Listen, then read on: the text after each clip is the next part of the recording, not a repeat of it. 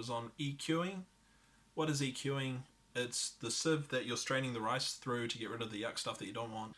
Point number one, how should it be used? It should be used to roll off the low end of instruments that aren't supposed to sit in the low end in the mix.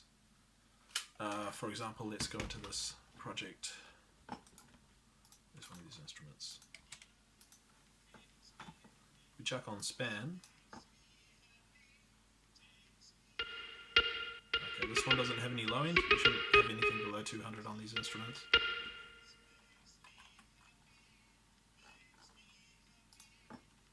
Here's an example. This instrument right here. What are these sub frequencies here? Sub 200, you don't want any of that on these instruments unless it's a bass, sub, kick, one of those. So, find an EQ.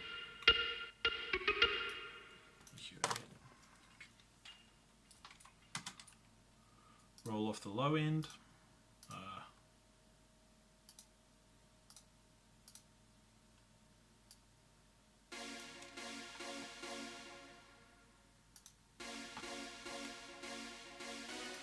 This is B4.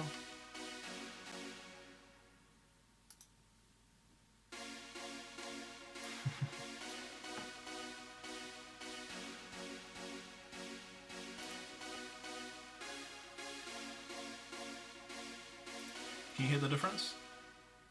No, me neither. And that's a problem because stuff is being added down here on the frequency spectrum, and it's going to be clogging up the low end for the sub and the kick, and it's not actually adding much to the mix at all. Yeah, so we need to roll that off. The second way it's normally used is to do some EQ notching. So let's add a point here and find a problem frequency by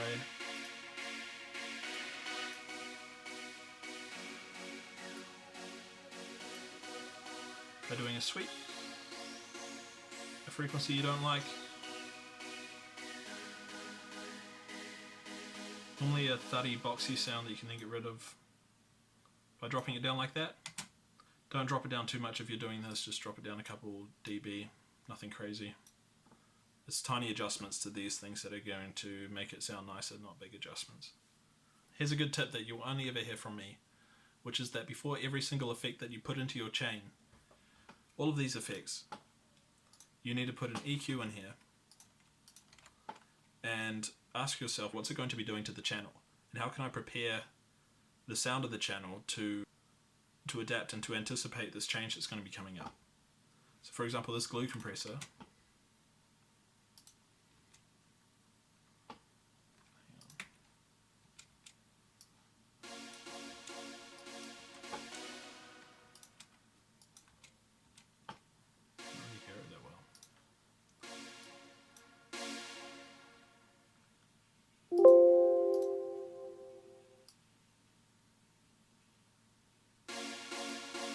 okay, this compressor here is just sidechaining from the kick.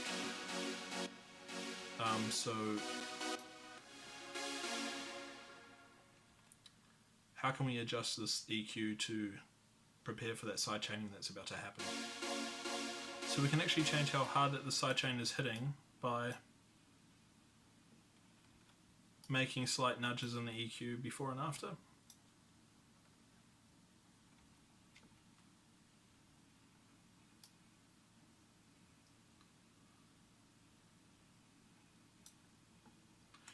And this is a great way of tweaking the sidechain without getting a whole bunch of different expensive plugins. You can just modify the EQ slightly before and after. It's not exactly dynamic EQing, but it's a pretty cool idea. The best bit about getting into the habit of putting an EQ before and after every effect is that you will be in full control of how that the sound is morphing as it travels through the effect chain. And so if you want to have a slight adjustment, you can go to the figure out which effect is causing you to want to change it, and then think about the EQ. Perhaps there's something you can change to the EQ that's going to affect how the effect is going to bolster or hinder the sound. So something we could do here is we could add an EQ before and after this effect, and bump up the high end a bit before the compressor hits, and drop down the high end afterwards, which, just a little bit, and then think about how is it going to change what this sidechain compression is doing to the sound as it's travelling through. So the high end is travelling through, it gets boosted, and the sidechain compression is having relatively more of an impact on it because it's louder at that point, and then it gets dragged back down afterwards. Yeah, cool stuff. So in this situation, EQ is about adding flexibility to what you can do with your sound, and don't worry about the CPU load of EQ. It has almost no effect on it because it's just a filter. It's just adding and subtracting the loudness of frequencies. So it's not doing any sort of maths like a compressor is doing on each of the sounds that goes through. It's just very basic in terms of programming and CPU load. EQing is also something you can do after reverb in your chain. So call it something like post reverb EQ. Reverb EQ will help stop the reverb from bleeding over into the lower frequencies after you've added the reverb. So it's a good idea just out of habit to chuck it on afterwards. But yeah, be careful not to adjust the other frequencies too much in the post reverb EQ, because it's very easy to muddle up the sound of the reverb using the EQ afterwards. So I would just use it to cut out the lower frequencies. Yeah, there should be an EQ over here and over here, and use those ones to shape the sound more before it hits a reverb. EQ and getting rid of the low frequencies with the EQ is the only effect really that you want after reverb, besides maybe limiting. Anyway, next point, should you use it on your master channel? Short answer, no. You should only use it to roll off the 50 Hz range. There is no real benefit to using it in any other way on your master channel, because you're better off adding it onto the individual tracks and sorting out things in the mix, any problems that are in the mix.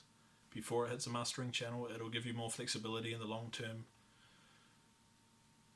Less problems down the line. For example, maybe you want to go back into your mix and change something, and then the EQ that's on the master is having a slightly different effect because of that change you made. And maybe you've changed 2 or 3 things and you've got no idea of figuring out which changes made that EQ sound slightly off in the master. Something like that could happen.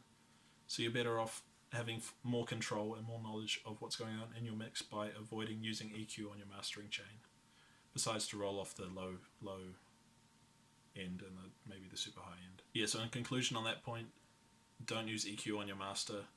Use span instead to spot problem frequencies, and then go back into your mix and find those frequencies, find the offending tracks, find the offending sounds, and chuck in the EQ in the right place in the chains rather than doing it on your master channel.